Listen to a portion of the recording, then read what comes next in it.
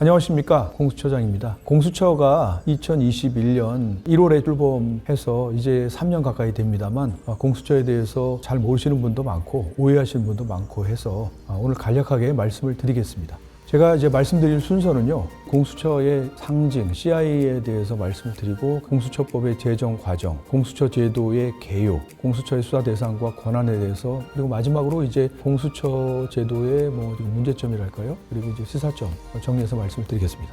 공수처의 상징에 대해서 말씀드리겠습니다. 저희 이제 CIA를 보시고 많은 분들이 펼쳐진 두 개의 손이 무언가를 들고 있는 형상이라고 말씀을 하십니다. 맞습니다. 저희는 대한민국의 주권자인 국민, 모든 권력이 나오는 국민을 받드는 형상을 저희가 공수처의 모토로 삼고 있습니다. 다음으로 두 개의 기억을 보실 텐데요. 왼쪽에 있는 진안청색의 기억은 국민을 의미하는 기억입니다. 오른쪽에 있는 연안청색의 기억은 공수처를 의미하는 기억입니다. 공수처는 국민을 받들면서 국민과 함께 나아가는 공수처라고 말씀드릴 수 있습니다. 세 번째로 이 형상을 보시고 많은 분들이 나무 같다, 또 떡잎 같다는 말씀을 하십니다. 그 말씀도 맞습니다.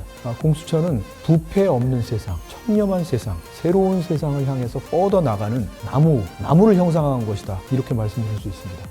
다음으로 공수처법의 제정 과정에 대해서 간략하게 말씀드리겠습니다. 공수처 설립은 96년부터 설립 움직임이 시작됐다고 말들을 하고 있습니다. 그 당시에 참여연대가 입법 청원을 한 것이 있는데요. 그 계기가 된 것은 당시에 보건복지부 장관이 뇌물을 받은 사건이 있었습니다. 그 사건이 나고 나서 고위공직자의 권력형 비리를 수사할 독립된 수사기구가 필요하다는 입법 청원이 있었습니다. 그 입법 청원이 이제 결실을 맺은 게 공수처이기 때문에 25년 된 시대적 과제라고 말씀을 하십니다. 20년 동안 여러 법안이 있었지만 성사가 되고 있지 않다가 2017년에 문재인 정부가 들어서고 나서 상당히 가시화되게 됩니다. 문재인 정부가 취임한 다음에 법무부의 산하에 법무검찰개혁위원회를 설치합니다. 그래서 법무검찰개혁위원회에서 공수처법을 성안을 해서 권고를 합니다. 이 권고를 받아들여서 법무부가 3주 만에 법무부 수정안을 내놨고요. 그것이 이제 국회에서 의원안으로 나와서 그 법안이 2019년 12월 30일 국회 본회의를 통과했습니다. 대체로 백혜련 의원이 발의한 안이 주축이 되고 윤소아 안이 가미된 안이 이제 국회를 통과했다고 알려져 있습니다. 설립준비단이 발족을 하고 2021년 1월 21일 초대처장의 임명과 함께 출범했습니다.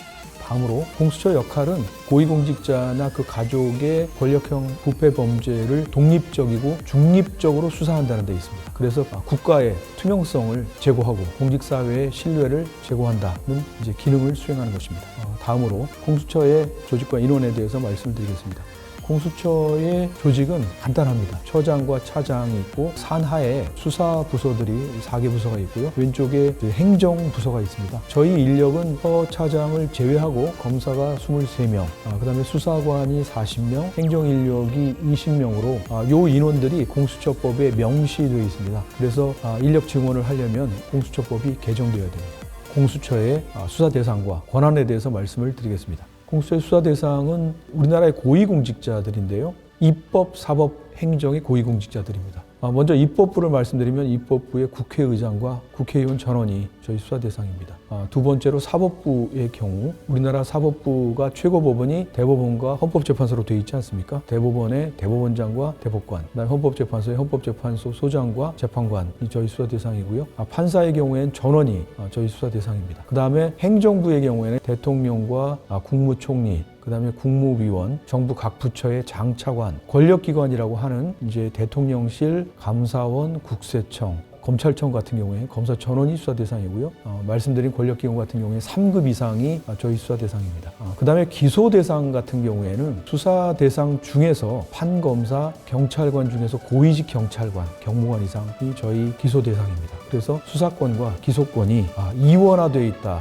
그래서 여기 하나 유의해 보실 것이 이제 단체장 같은 경우에는 서울특별시장, 그 다음에 광역시장, 그리고 도지사는 저희 수사 대상이고요. 기초자치단체장, 예를 들어서 남양주시장 같은 경우에는 저희 이제 수사 대상이 아닙니다. 저희 이제 수사 대상 범죄도 공수처는 아까 말씀드린 고위공직자의 모든 범죄가 수사 대상인 줄 잘못 아시는 분들이 많은데요. 관련 범죄를 제외하고 수사 대상 범죄가 29개로 제한되어 있습니다. 주요 수사 대상 범죄를 말씀드리면 돈을 이제 뇌물을 수수했다는 뇌물수수, 제3자 뇌물 제공, 사전수뢰, 사후수뢰, 알선수재 이런 범죄와 돈과 관련이 없는 직무를 수행하는 과정에서 직권을 남용했다든지 직무를 유기했다든지 허위공문서를 작성했다든지 공무상 비밀을 누설했다든지 비사실을 공표했다든지 이런 직무상 범죄가 저희 수사 대상입니다. 대상 범죄에서 지금 빠져 있는 것들이 청탁금지법, 그다음에 이해충돌방지법, 그다음에 증거인멸 이런 것은 저희 수사 대상 범죄에서는 빠져 있습니다. 특별법 위반으로 특가법상 알선수재,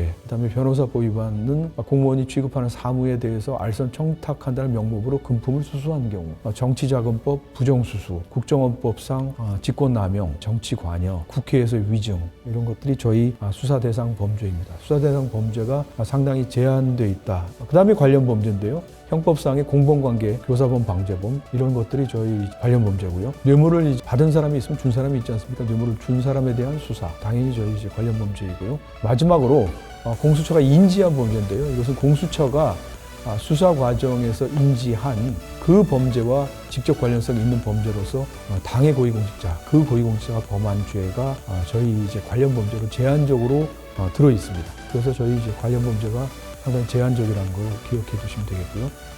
마지막으로 지금까지 말씀드린 과정에서 나온 어떤 문제점이나 시사점을 말씀을 드리겠습니다. 1번과 2번은 관련 사항이 있어서 한꺼번에 말씀드리는데요. 저희가 이제 수사 대상자가 있고 기소 대상자가 있고 일치하지 않고 다르다 보니까요. 여기서 오는 약간 혼선이 있습니다. 그리고 대상 범죄가 또 들어가 있는 범죄가 있고 안 들어가 있는 범죄가 있어서 좀 조정이 앞으로 필요한 문제점이 있습니다. 아까 청탁금지법도 말씀드렸는데요. 이런 점들은 법 개정에서 반영이 돼야 되지 않을까 이렇게 생각을 하고 있습니다. 그다음에 저희가 이제 조직을 운영해 보니까 국민 여러분들께서 수사를 공수처가 했으면 좋겠다고 하는 범죄들이 많이 있는데 저희가 검사가 한 20명 정도, 수사관이 40명 정도로 너무 제한돼 있다 보니까 수사를 못하고 검찰이나 경찰에 이첩할 수밖에 없는 사건들이 많이 있습니다. 그래서 이런 점들에 대해서는 향후에 좀 인력이 증원이 필요하지 않나 이렇게 생각하고 있고요. 마지막으로 공수처 검사의 경우에는 지금 임기가 3년으로 되어 있습니다. 그리고 연임을 해야 하게 되어 있는데요. 검사의 경우에는 적격 심사하게 되어 있습니다. 그래서 부적격인 경우에만 이제 퇴출되게 되어 있는데 저희 검사 같은 경우에는 3년 임기가 너무 단기로 되어 있고 연임을 해야만 되는 구조로 되어 있어서 신분이 불안정하다는 문제도 앞으로는 좀 개선이 필요하다고 생각을 하고 있습니다. 이상으로 마치겠습니다. 경청해 주셔서 감사합니다.